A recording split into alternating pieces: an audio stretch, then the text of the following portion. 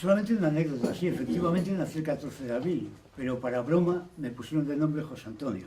Entonces yo le decía a mi padre que me podía haber puesto Ovidio como él, pero bueno, decidieron ponerme José Antonio, pero bueno, es un accidente como otro cualquiera, ¿no? Vamos a ver, ante la pregunta esta, ¿cómo se comienza o cómo comenzamos cualquiera de nosotros, los que estamos aquí presentes, a tomar conciencia de los problemas acerca de la injusticia, las percepciones de que las cosas no funcionan bien, de que no nos gusta mucho el entorno en el que nos desarrollamos? Pues posiblemente observando, viendo, leyendo, teniendo contactos con personas, y se va formando una pequeña conciencia que en un momento determinado, a unos por fas y a otros por nefas, pues se traduce en una militancia o se traduce en una cierta actitud ante la vida, simplemente, ¿no? En mi caso, bueno, pues derivó hacia la militancia en un partido determinado. Yo comencé a trabajar porque, como estoy a punto de jubilarme, me han mandado a la Seguridad Social mi vida laboral. Y no sé si el PP dejará que llegue a tener jubilación, pero bueno, espero que sí. Entonces comencé a trabajar el 1 de abril de 1965. Me quedaban 14 días para cumplir 15 años. Trabajaba en unos almacenes de farmacia y yo veía que las cosas, trabajábamos muchas horas, el salario era pequeño, mi ascendencia familiar era de unas personas trabajadoras de la montaña Quijano, que también teníamos problemas. Recuerdo que a los trabajadores de la montaña Quijano les daban una cosa que se llamaba entonces salario mi especie, que era un saco de carbón al mes. Un saco de carbón para aquellas cocinas económicas que había en las casas de entonces.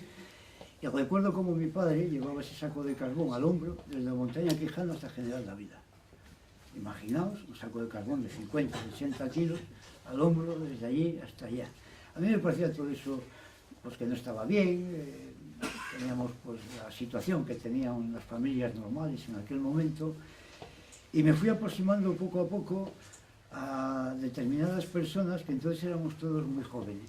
Teníamos 16, 17, 18 años, y algunos compañeros provenían de las juventudes del PC, pero estaban descontentos, se habían ido. Aquí hay muchos compañeros del PC que continúan, entonces estaban militando y continúan en la militancia. Otras personas estaban en el Frente de Liberación Popular, pero el Frente de Liberación Popular en el año 68 ya estaba en situación de liquidación, porque el Frente de Liberación Popular es un mare magnum, digamos, de personas, grupos de oposición antifranquista de todas las características posibles, desde monárquicos hasta personas que pensaban en hacer la revolución. Y es un movimiento que surgió en 1959 y termina en 1968. Tiene prácticamente una vida de 10 años como organización, y que justo en los momentos en donde nosotros comenzamos a tomar contacto con ellos es cuando se disgrega el Frente de Liberación Popular. Algunos conocen la historia perfectamente, y entonces aquí, como diría el refrán, cada mochuelo intenta buscar su olivo. Una pregunta, José Antonio. El Frente de Liberación Popular, así en principio, a grosso modo, da la impresión de que es un movimiento antifranquista, un movimiento que busca una nueva izquierda, pero que surge desde sectores cercanos a la burguesía y a la pequeña burguesía. Cuando el Frente de Liberación Popular se rompe por disensiones ideológicas o se rompe simplemente por agotamiento. Vamos a ver, el Frente de Liberación Popular surge, pues sí, indudablemente de los hijos de la burguesía. La nueva juventud que se incorporaba a la universidad en los años 50, 50 y tantos, entre ellos, sin ir más lejos, José Luis Leal, que después fue presidente de la Banca Española, ahí lo tenemos, ¿no? Joaquín Leguina, un paisano nuestro, que luego fue del Partido Socialista y presidente de la Comunidad de Madrid, en fin, Nicolás Sartorius, Nicolás Sartorius estaba en el FLP, José Luis Leal, Nicolás Sartorius y Juan Tomás de Salas, que luego creo que dirigió una revista muy importante en este país. El Grupo 16. El Grupo 16, pues eran ni más ni menos que de las juventudes monárquicas.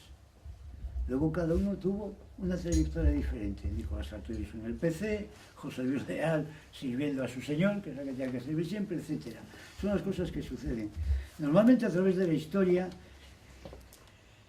y lamentablemente desde un punto de vista estrictamente purista, obrero, etc., quienes ponen en marcha las contestaciones por las situaciones sociales que no gustan, pues es gente que ha tenido acceso a, digamos, pues, entre comillas, ¿no?, acceso al conocimiento, acceso a la cultura, y eso son gente que proviene de estratos sociales altos. Luego otra cosa es que se vayan atrayendo a gente de abajo. Es decir, a mí, gente que surge ahí. En 1958 surge con José Luis Cerón, con una persona extraordinaria que luego tuvo mucha comunicación con la Liga Comunista Revolucionaria y con el movimiento comunista, que fue Ignacio Fernández de Castro, uno de los fundadores del Frente de Liberación Popular y además también de Santander. Hay un libro, una tesis doctoral sobre el FLP, lo digo para quien le interese todas estas cosas, porque hay que entender el nacimiento de todos estos grupos a la izquierda del PC, lo digo para entendernos entre nosotros, y creo que nos entendemos todos, ¿no? Tenemos que entender también y comprender un poco la historia, de dónde venimos, porque esto que ahora llamamos democracia no surge de la nada, no surge simplemente porque se muere el dictador, es porque antes se había hecho un trabajo. ¿Quién llevó fundamentalmente la oposición a Franco? De una manera dura, contundente, militante, etc., indudablemente. La historia es tozuda, y hay que decirlo con la voz alta. El Partido Comunista de España. Es decir, el Partido Comunista de España era la oposición que tenía, que tal, que todas estas cosas. ¿Qué es lo que pasa? A la pregunta, ¿cómo nace la conciencia y cómo te apuntas, digámoslo así, a un grupo de extrema izquierda? También utilizo estas expresiones para entendernos todos, porque son coloquiales y creo que es como debemos de expresarnos. Pues mirad, teníamos contacto con esta gente del FLP que ya estaba dando las últimas boqueadas. Luego contesto a tu pregunta de por qué se disuelve el FLP. Habíamos tenido contacto con otros grupos vascos, habíamos ido, el grupo que estamos aquí, que éramos ni más ni menos que unas 40 o 50 personas entre 17 y 20 años. 50 personas. Un grupo de 40 o 50 personas entre 17 y 20 años, algunos que habían salido revotados de las juventudes del PC, otros básicamente de la extracción universitaria. Lo único que había como universidad en Cantabria en aquel momento era la Facultad de Caminos y las escuelas de magisterio y la escuela que llamaban entonces de peritos industriales. Y había una cosa de comercio, una escuela de comercio. Pero de ahí eran básicamente la gente y algunos de institutos en los últimos años de instituto. Gente que trabajáramos directamente, creo que estaba yo solo. Pero bueno, y a mí todo eso me sirvió de mucho, de aprender teóricamente de personas, bueno, pues que habían vivido más que yo. En fin, me sirvió de muchísimo.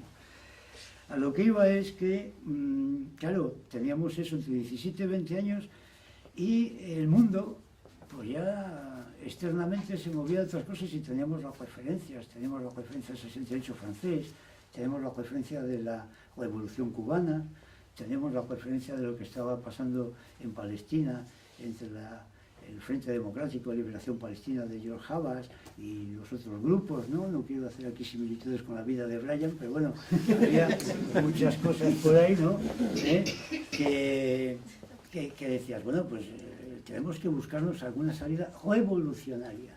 Estaba todo el tema de Sudamérica, mangas por hombro, quiero decir, desde el punto de vista de la guerrilla, unos enfrentamientos gordos, importantes, fuertes, y en España había también un cambio generacional.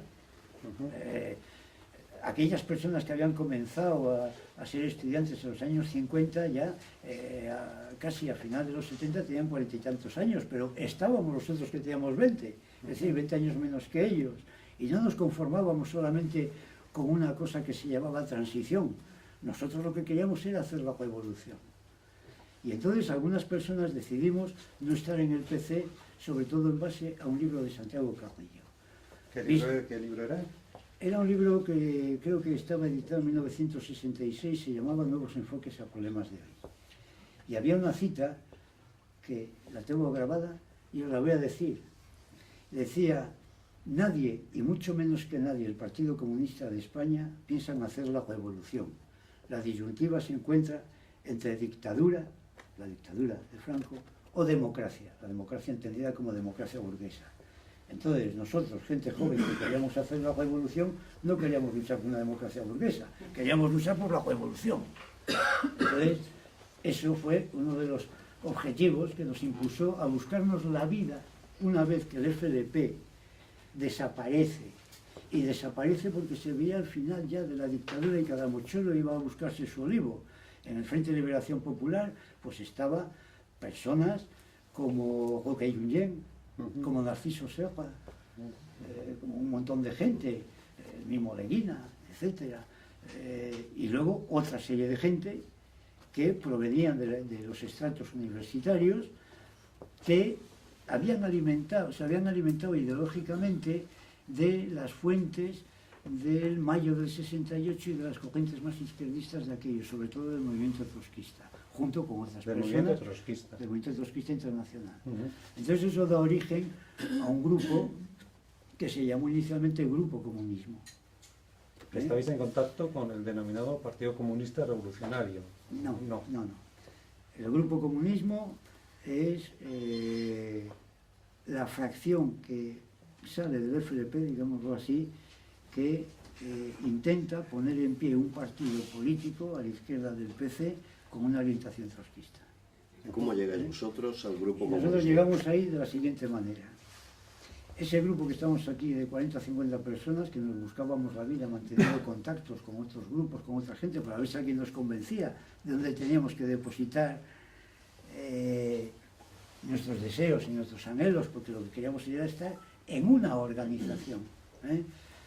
Pues nos vino un buen día un señor que se llamaba Arturo Van den Eyden, que es de aquí, de Santander, de Astillero, y que en la clandestinidad tenía el nombre de Aníbal Ramos. Desgraciadamente este hombre ya se ha muerto.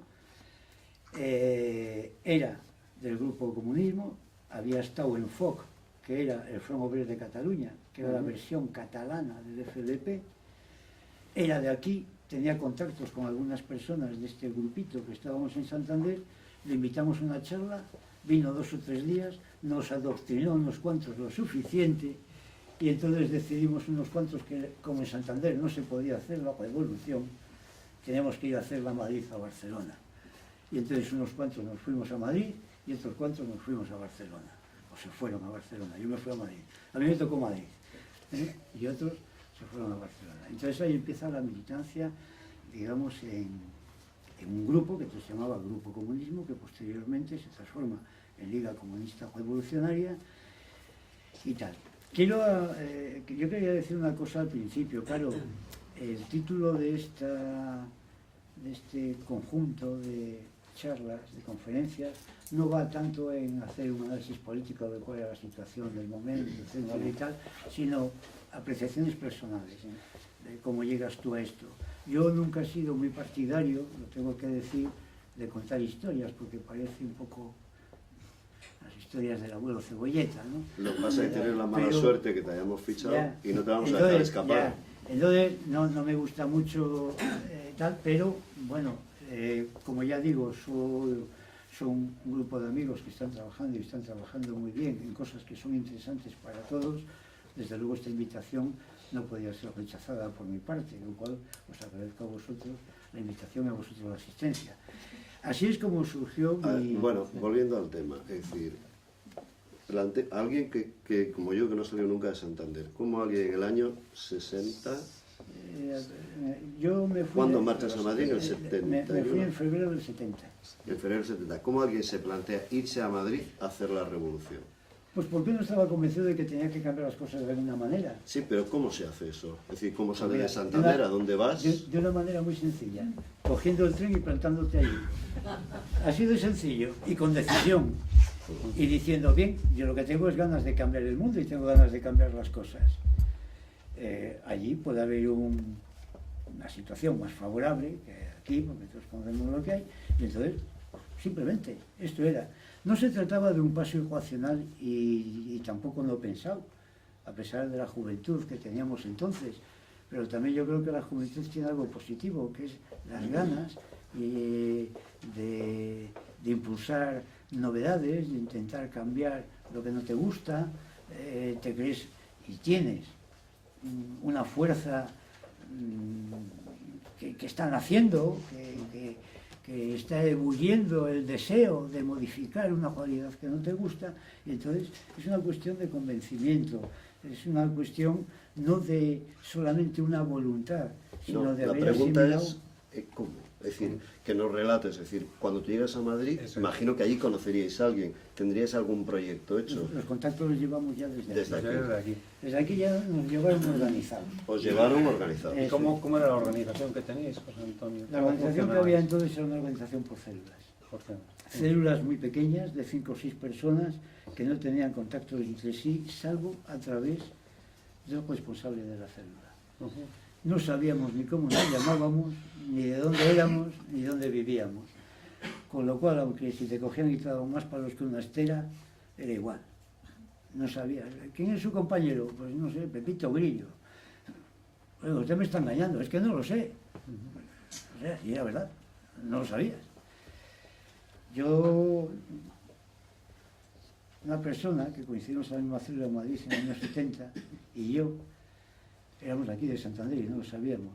Esa persona estuvo un tiempo en la cárcel y tuvo un percance. Al cabo de un tiempo me dijeron, mira, vete por tal sitio, es de Santander, me lo dijeron allí, a ver si encuentras a fulanito. Digo, pero fulanito es de allí. Estábamos en la misma célula y no sabíamos de dónde éramos, ni cómo nos llamábamos. Y esas eran cosas que pasaban. Es decir, aquí ya habíamos tenido un trabajo previo, por decirlo de alguna manera, que nos habíamos preocupado durante 2 o 3 años de intentar buscar una salida a nuestras aspiraciones, a nuestros deseos. No la encontrábamos hasta que llegó el famoso Aníbal Ramos, que después, bueno, el hombre se fue de la LCOE, montó otro partido y otras cosas. Y este hombre fue el que nos convenció de que teníamos que ir a otro sitio, a otros lugares, y que, bueno, pues que allí éramos más necesarios que aquí. ¿Y en Madrid cómo se desarrolla vuestra militancia? Nuestra militancia se desarrolla, ya te digo, básicamente trabajábamos en células y teníamos lo que se llamaba el Frente Obrero, por un lado, cosa que, y no es por ensalzar mucho el asunto, pero sí existen unos documentos de la policía de aquellos años en que tenían unos libritos monográficos dedicados a cada uno de los partidos a la izquierda del PC. Yo, afortunadamente, conseguí el que hacía referencia a la LCOE, del año 73. Y entonces lo que decía, escribían ayer aquellas máquinas de escribir, pues se ve que está escrito máquina de escribir, que había que tener mucho cuidado con los militantes de la LCOE porque tenían una gran ascendencia sobre los trabajadores a los que llegaban en las fábricas y que eran personas de cierto prestigio, reconocido, y que eran líderes a los que había que vigilar mucho. Esas son casi palabras textuales que figuran en esos informes. Pero lo mismo dirían de militantes de otros partidos políticos. Y en ese momento, además, por un lado está el Frente Obrero, que estás hablando de él, y luego pero por otro lado hay una ebullición universitaria. El Frente Universitario, por supuesto, que era muy importante, claro. No perdamos de vista lo que pasaba en la Universidad Española en aquellos primeros años de la década de los 70, finales de los 60, hasta el final, hasta mediados del año 75, y también hacíamos un trabajo en los barrios obreros. Llámese Vallecas, las asociaciones de vecinos, en fin, en todo lo que se movía. Sí es cierto que, igual que nosotros, los compañeros de otros partidos políticos, el PT, la OGT, el Movimiento Comunista, el PC, por supuesto, estábamos en todas las asociaciones, unos con más gente y otros con menos, unos contaban con más militantes y otros con menos, Pero estábamos y dedicábamos prácticamente las 24 horas del día, salvo lo que tenías que dedicar para buscarte las alubias, porque claro, tenías que trabajar, si no, no comías. Te tocó trabajar, que eso yo creo que también es importante, ¿no? A mí me tocó trabajar descargando 50 toneladas diarias de mercancía, entre las 7 de la mañana y las 3 de la tarde. Y eso es lo que hacía, descargar al hombro 50 toneladas, y lo voy a decir, de ramos de plátanos. 50 toneladas todos los días. Entre dos personas. Cuando salías de ahí, por hacer un Cuando poco lo que salía sería yo un día. a las 3 de la tarde, a la militancia pura y dura. Por ejemplo, cuéntanos. Por ejemplo, en el barrio donde estaba, que era Vallecas, contactar con la gente que estaba allí, asistir a las reuniones, montar lo que hiciera falta, con otros compañeros de sus partidos, asociaciones de vecinos, etc. Lo normal que se hacía en aquella época. Es decir, que un Ahora poco... ahora que hablas de otros partidos, ¿tenéis relaciones fluidas con el resto de los miembros de los partidos de oposición? Bueno, pues había unidades de acción muy puntuales en algunas cosas, desde luego ya, pero como no es objeto de este periodo histórico, con quien tuvimos una comunicación muchísimo más fluida a partir de principios de los años 80 fue con el movimiento comunista. Luego eso desembocó a primeros de los 90 en una unificación que duró poco, pero se unificaron. Tengo que decir que prácticamente la vida de los partidos a la izquierda del PC es una vida que podemos considerar en 2 décadas, de 1969, 1970 hasta 1990. En 1990-91, tanto el MC como la Liga, o 2 años o 3 antes, el PT y la OGT, desaparecen. Es decir, los grupos a la izquierda del PC tenemos una vida más o menos, digo como tales partidos. Otra cosa es que en la perspectiva o en la situación actual, los militantes de esos partidos, con unos cuantos años más, y algunos que se incorporan nuevos también, pero bueno, hay militantes de esos mismos partidos que continúan en activo en otro tipo de organizaciones, que son las que hay ahora. Llámese 15M, llámese esto, llámese lo otro, lo que sea, pero que siguen en activo. Y también organizados en otras formas diferentes. Pero hablando de aquello que surgió a partir del año 68, PT, OGT, MC, LCR, OIC, Acción Comunista ya existía anteriormente, y todo esto, prácticamente lo podemos resumir en un periodo de 2 décadas, que es la efervescencia de lo que ya se veía venir como final del franquismo, la esperanza de eso que se vino a llamar democracia, hasta, y esto es una apreciación muy personal, los que se llevaron el gato al agua, que fue esto que conocemos ahora, que prácticamente es bipartidismo, socialdemocracia y la derecha, toda la derecha que está en un solo partido, porque como todos conocéis, en otros países hay una extrema derecha, pero en este, hasta la extrema derecha está en un solo partido, que es el Partido Popular. Como diría el poeta, aquí no se salva ni Dios, ¿no? Es decir, entonces, era una cosa. Últimamente habéis visto en la prensa que todavía algunos de los policías de aquella época pues acaban de ser, o pretenden ser enjuiciados por una jueza argentina. Uno de ellos es muy famoso, sobre todo porque estaba dedicado en exclusiva a nosotros. Y cuando digo a nosotros, digo al CEOE, que es el famoso Billy el Niño. O sea, este era un chico que tenía un par de años más que yo, no, 3 o 4 años más. Y era, perdonadme la expresión, un verdadero cabrón. O sea, era un sádico, era una cosa horrible. Una persona de 25 años, bueno, una persona, no sé si se llama de persona, un animal de 25 años, pues haciendo verdaderas barbaridades. Pero bueno, no era una cosa exclusiva de unos o de otros. A todo lo que se movía iban a por ello.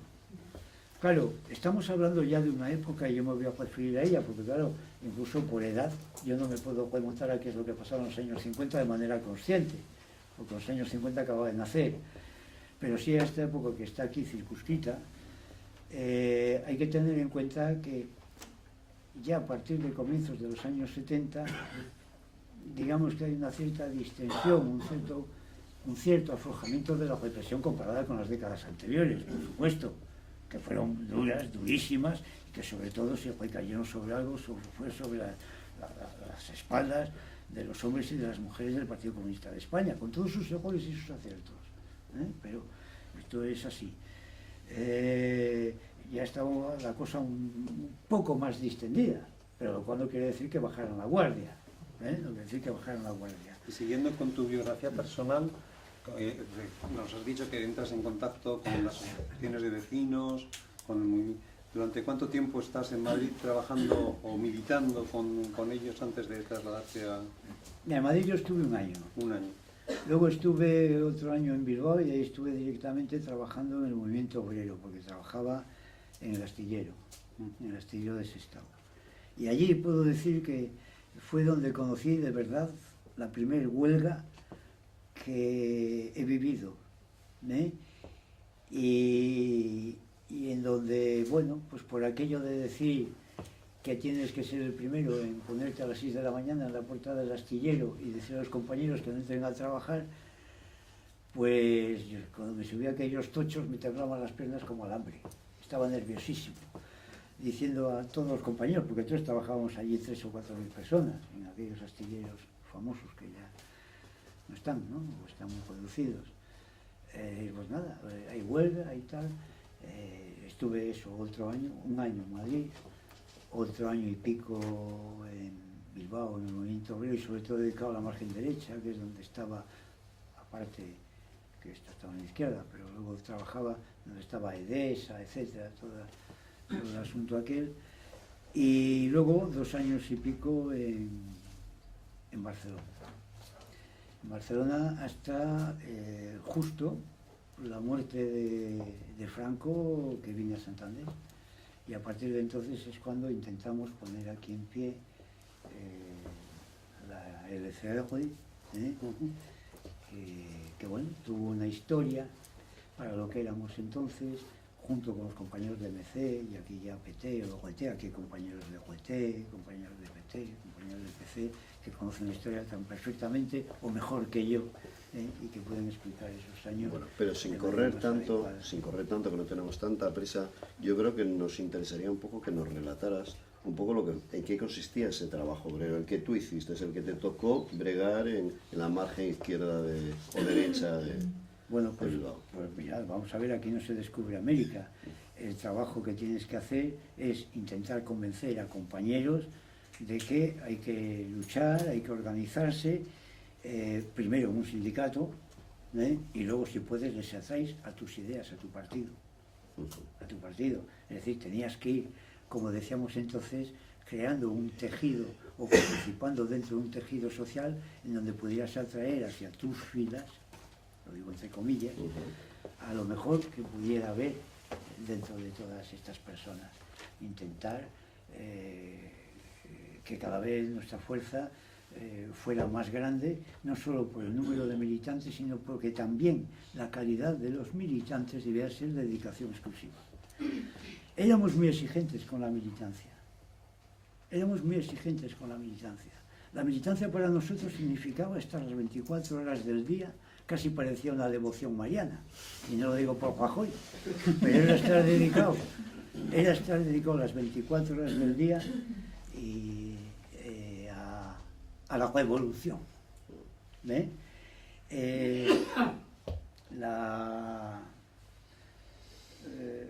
Yo recuerdo, vamos, ni tu familia sabía dónde estabas.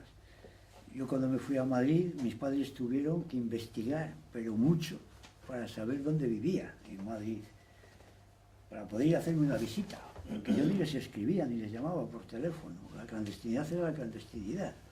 ¿Sospechaban a qué te dedicabas? Siempre. Yo con mis padres siempre he tenido una fortuna tremenda. Cuando a los 16 o 17 años empecé a llevar los primeros mundos obreros a casa, que aquí seguramente algunos conocen a una persona que se apellidaba como yo, Velasco. Una persona extraordinaria, militante del Partido Comunista, un hombre que ahora tendría 90 años o así, por lo menos, pero que entonces es el que a los jovencitos que andábamos por ahí nos dejaba, y me acuerdo que algunas veces nos lo dejaba debajo de una piedra en el faro de Cabo Mayor, y tenemos que ir a buscar los periódicos debajo de aquella piedra, ¿eh? Y yo llevaba los periódicos a casa, y en mi casa siempre me decían: hijo, no te metas en problemas, que esto tiene malas consecuencias, que nosotros hemos vivido situaciones muy feas, muy desagradables, pero bueno, está bien que lo conozcamos y tal, pero una vez que lo leas, lo que tenemos que hacer es quemarlo. Pero no solo lo leía yo, lo leían ellos también. Y entonces, una vez que lo leíamos toda la familia, entonces es cuando mi padre se encargaba de destruirlo para que no quedaran huellas. Entonces, en el momento que yo me fui, dije: mirad, me voy a ir de Santander y me voy a ir a Madrid.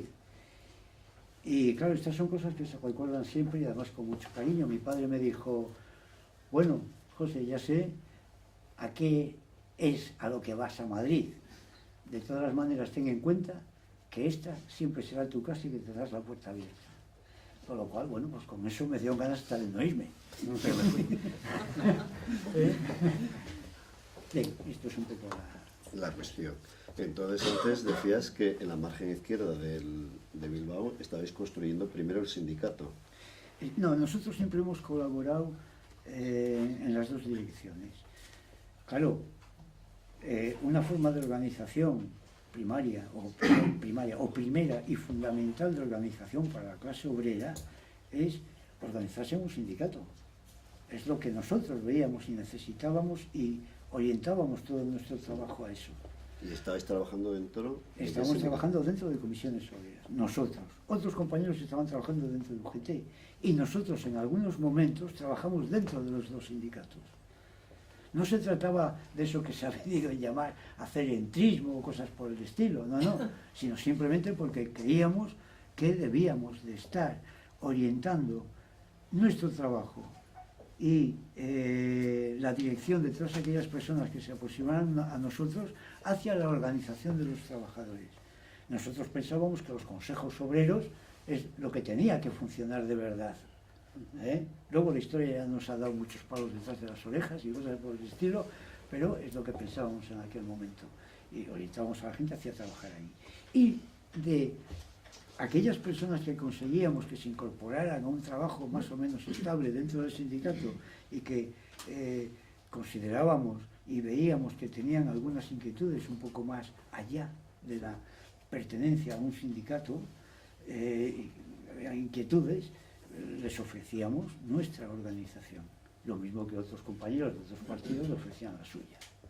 Entonces era la forma... Que el punto de encuentro era el mundo obrero, el mundo sindical. El mundo sindical, sí, bueno, en lo que se refiere a mi trabajo. Luego Te estamos preguntando a ti. En lo que se ¿vale? refiere a mi trabajo como partido, estaba el Frente Universitario, los barrios, los socios de vecinos, trabajo con las asociaciones de mujeres, que entonces eran incipientes, comenzaban a nacer, etcétera, todas estas cuestiones, ¿no? Pues Antonio, en los años 70, en el País Vasco, durante esos primeros 70, hay una ebullición del nacionalismo, el surgimiento y el fortalecimiento de ETA, todas estas cosas. ¿Cuál era realmente la relación entre vuestro mensaje, que siempre ha sido un mensaje internacionalista, con la visión nacionalista de aquellos militantes? Nosotros partíamos de una cuestión bien clara, que era el derecho de los pueblos a autodeterminarse, con lo cual teníamos la cosa clara respecto a este asunto. Si los vascos, los catalanes, los gallegos pretendían decir: oiga, que es que queremos ser otra cosa, ¿por qué no? Bueno, déjenlos ustedes expresarse, que lo hagan, van a funcionar. El derecho a la determinación de los pueblos. Bien.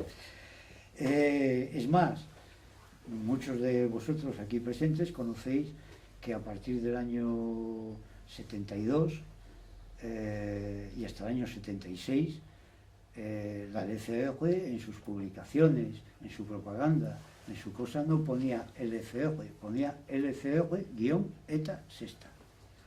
¿Por qué? Porque después de la quinta asamblea de ETA, en la segunda parte de la sexta, una serie de personas de la sexta asamblea deciden o piensan que lo que tienen que hacer es dejar la lucha armada y participar en los movimientos obreros, vecinales, etcétera, hacer lucha política, y entonces deciden dejar ETA. ¿Qué es lo que encuentran? Hay lo que llamaban entonces mayos y minos dentro de ellos, dentro de ellos y dentro de esa segunda parte de la sexta asamblea de ETA, que se hizo en el sur de Francia. Los mayoritarios lo que decidieron es que tenían que dejar la lucha armada y lo que planteaban era la lucha política por intentar conseguirlo de otra manera. Y esos son los que deciden incorporarse a la LCOE. Otra parte, también surge el movimiento comunista, también surge de Taberry, etcétera, todas estas cuestiones, ¿no?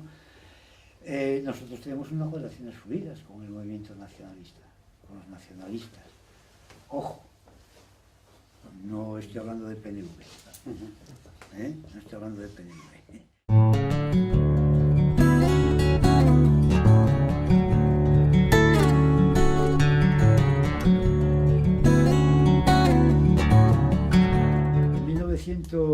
A veces hay personas que de una manera un poco sardónica, ¿no? Dicen, es que la historia del trotskismo es la historia de sus sucesivas escisiones, ¿no? Porque es verdad que somos de lo que no hay. Entonces, en el año 70, efectivamente, el grupo comunismo comienza a funcionar, aparece la LCR, pero en el año 72 ya tenemos la primera escisión, y la primera escisión se llamó LC, Liga Comunista. El mismo Eduardo van den Eyden, que era de aquí, de Astillero, que nos metió a todos en este asunto, pues crea otro partido que se llama PORE, Partido Obrero Revolucionario de España. La LC en el año 76 o 78 vuelve otra vez a incorporarse mayoritariamente en el LCOE, y al venir aquí a Santander, lo que sí es cierto es que había un grupo de personas de LC, que, bueno, por los motivos que fueran, nunca decidieron incorporarse a la LCOE, ¿no? Y, bueno, pues empezamos aquí un par de personas, básicamente yo, pero luego ya un par de personas más, y a partir de ahí, pues un grupito pequeño, pero que éramos bastante revoltosos, lo mismo que otros grupitos que había por ahí, ¿no? Bastante revoltosos, con bastante capacidad de trabajo, yo creo, y intentamos incluso presentarnos en las primeras elecciones legislativas del año 77, ¿no? Pero entonces no estábamos legalizados todavía. Nos tuvimos que presentar como Frente Unido de los Trabajadores, que para poder presentarte tenías que llevar una serie de firmas autenticadas ante notario. Y en el caso de Cantabria, aunque tuvimos a un notario abierto, incluso un sábado y un domingo, pues no fuimos capaces de poder recoger las firmas necesarias para presentarnos como Frente Unido de los Trabajadores. En otras partes de España sí. En aquellas elecciones generales, si no recuerdo mal, en el conjunto de España, este Frente Unido de los Trabajadores, que era OIC, LC y un par de partidos más pequeñitos, se consiguieron 41.000 votos en esas primeras elecciones. Luego ya sí, a partir de las siguientes elecciones, pues quien os habla ha sido candidato a presidente de Cantabria, candidato a alcalde de Santander, candidato a diputado, candidato a todo. Con lo cual, como decía mi madre, hijo, ¿pero cómo te voy a votar? Si yo soy del PSOE. Bueno, pues voy a votar al PSOE. ¿Qué quieres que te diga?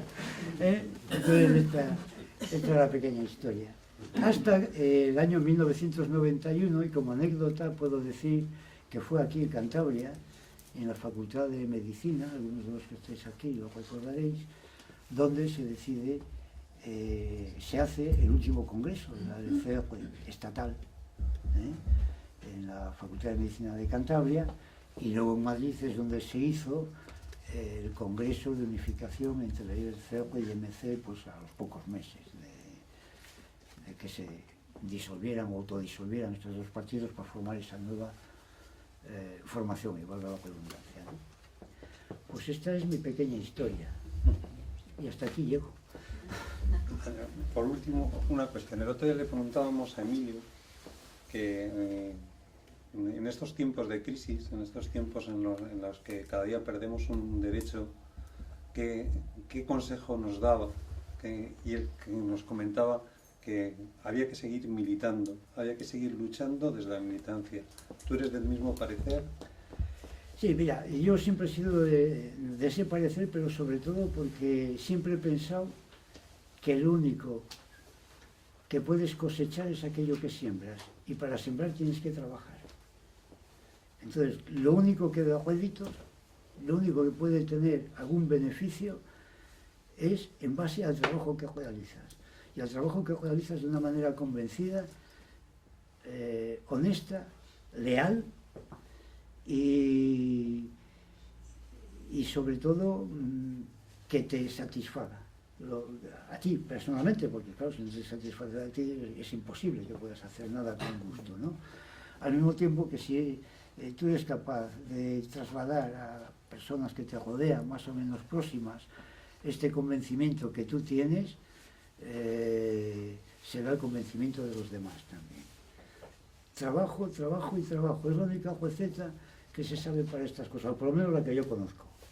El dolce far niente es algo que está bien para las películas y para el adocenamiento. Pero, y además,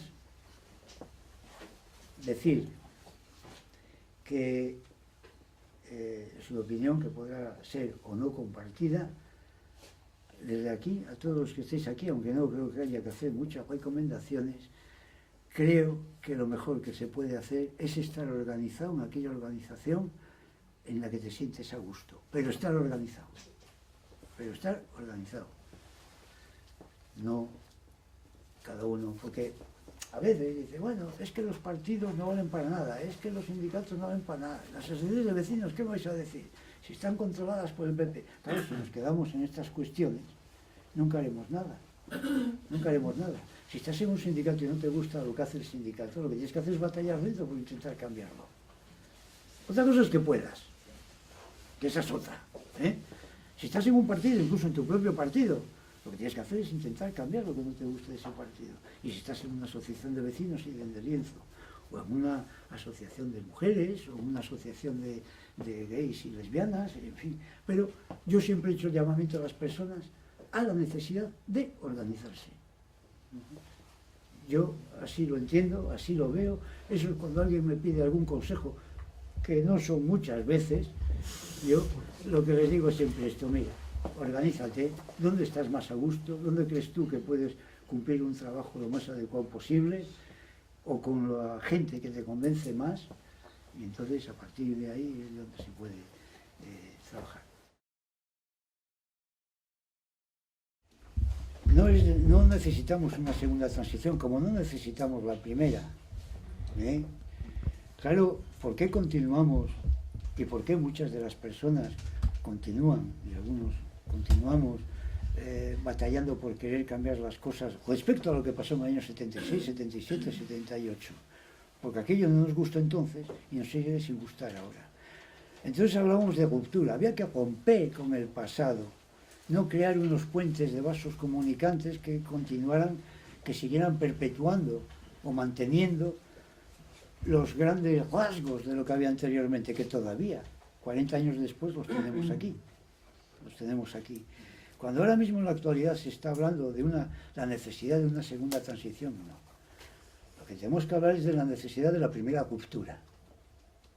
Tenemos que volver a intentar que aquellas ilusiones que teníamos hace 40 años, y hay movimientos en esta sociedad que no sé si de manera acertada o desacertada, pero están dando pasos por ahí, diciendo, señores, es que queremos otra cosa, ¿eh? Se podrá estar más o menos en desacuerdo pues, con cosas o actuaciones que puede hacer el 15M, el otro, el de la moto, etc. Pero tenemos que aprovechar este deseo de una parte de la sociedad española que quiere cambiar las cosas pero no para continuar, como aquello que decían, ¿no? Para que todo siga igual, cambiemos todo para que todo siga igual, más o menos era esto, ¿no? Yo no me sentí decepcionado. Vamos a ver, en aquel momento, en el año 77, 78, 80, ni entonces ni ahora. Lo que tenemos que hacer es comprender, entender, analizar por qué se han producido esas situaciones. Otra cosa es que no obedezca a tus deseos, que no sea tu deseo el que se ve cumplido, ¿eh? Pero si las personas se decepcionan, la decepción conduce al abandono. La decepción puede conducir al abandono, a decir, bueno, mira, que hagan lo que quieran, porque como yo estoy en desacuerdo, no. Hay que seguir protestando, hay que seguir siendo rebelde. Lo mismo tengas 20 años que tengas 60 o que tengas 80. Hay que seguir diciendo que no estamos de acuerdo con estas cosas.